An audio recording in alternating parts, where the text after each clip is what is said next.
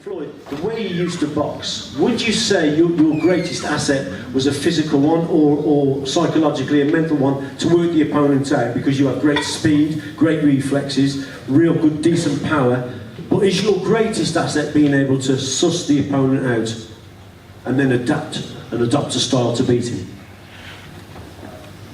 Physical or mental? Well, mental. I can size the guy up. As soon as a person walk in the room, that's my specialty. So I'm able to win. I can size you up instantly and say, oh, he's a beat fighter. Or once the bell ring when you come out, I do the same thing to you over and over and over again until you catch on to it. Once you catch on to it, I do something different.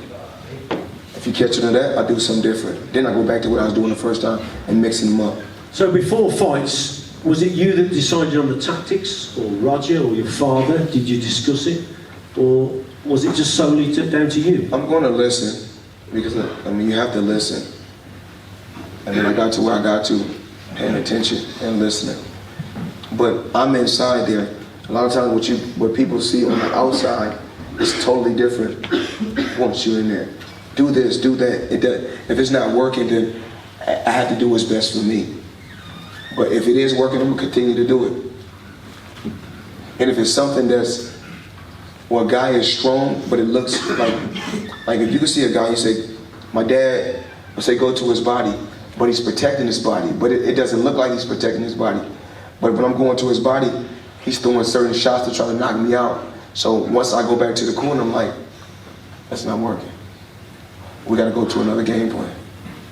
So before a fight, would you study tapes of your opponents a long time, or just literally look at them only for a few minutes? Throughout my whole career, I've never watched a tape with no opponent that I faced. Never.